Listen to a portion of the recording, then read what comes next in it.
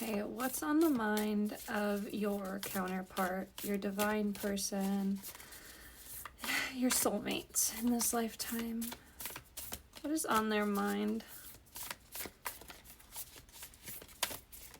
Sorry guys, I'm trying to like shuffle it off camera because the pictures can sometimes be a little graphic. I did throw one.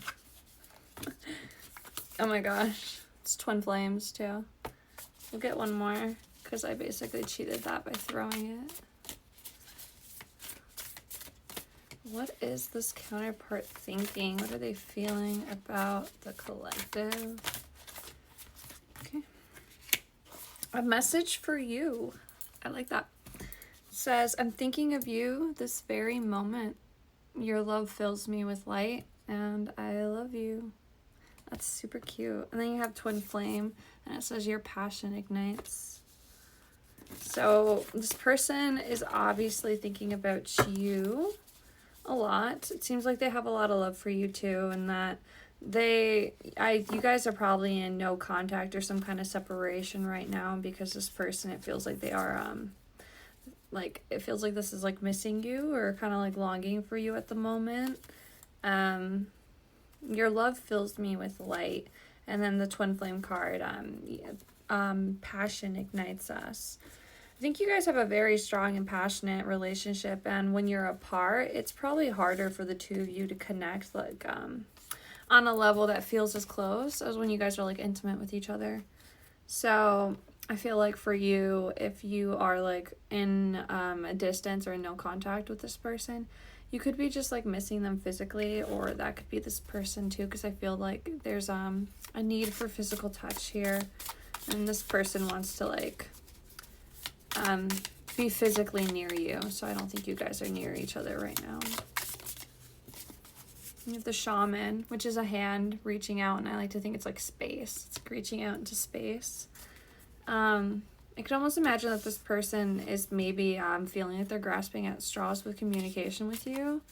That could indicate that you guys are on like some sort of like out, or maybe you're like fighting, or there's something going on.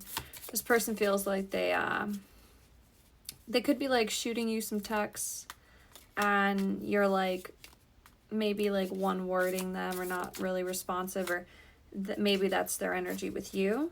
It's like a super it's like riddle, like cryptic text messages.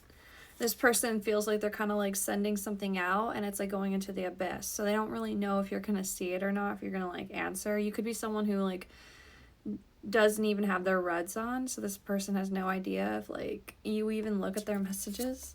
And then we have the unseen, which is, I literally just said like I don't even think you have your seen on like your messages.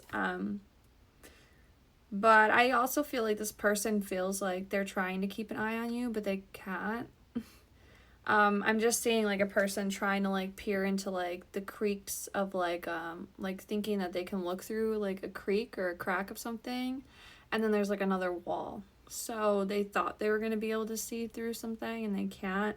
So I think this person had a way to watch you, or to maybe stay like connected with you or keep tabs on you, but it's not as connected as they thought it would be. So it feels like something that maybe you just don't use the specific platform, or they just can't really understand like much more about you than what is on that platform.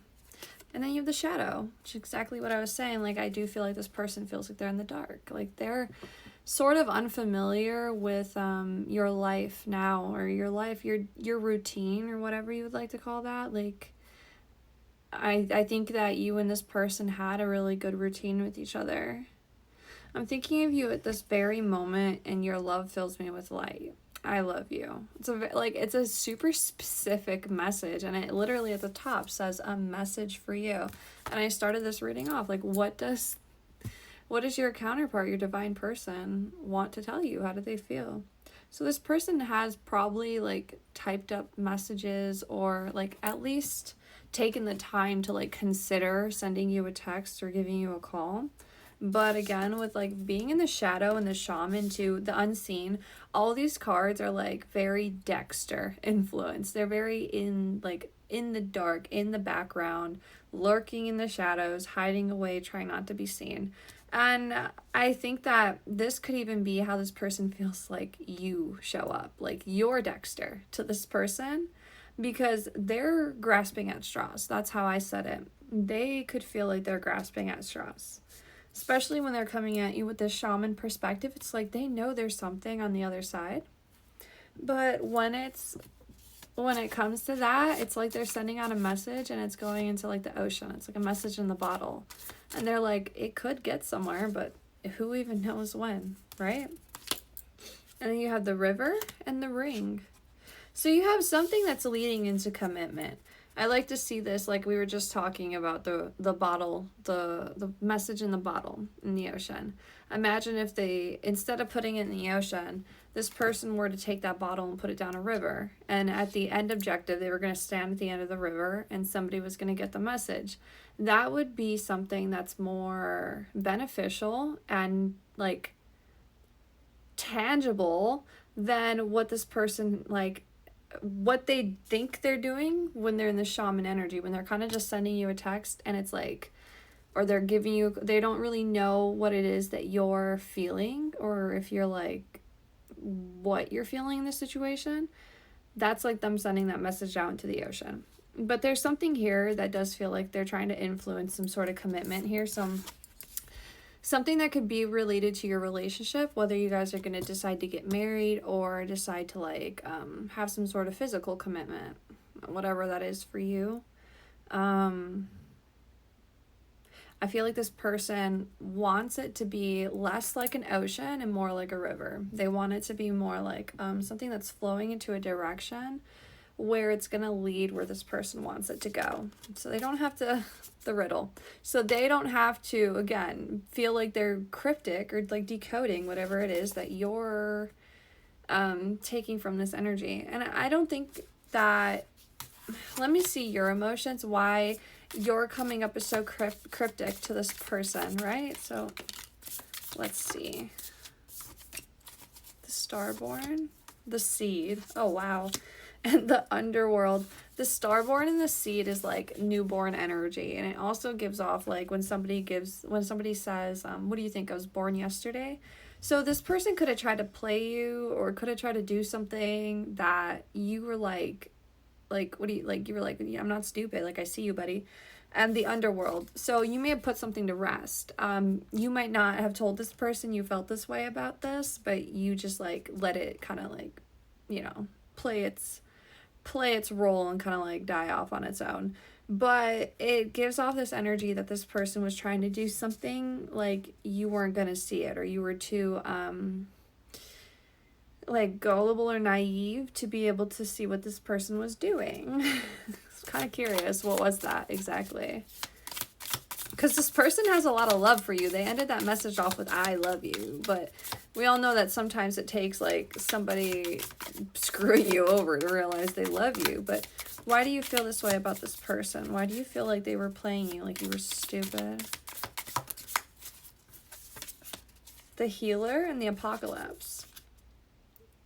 Ooh, I don't know why I got like something being pulled from your mouth, but like it kind of reminded me of like when a magician is like pulling stuff from their mouth.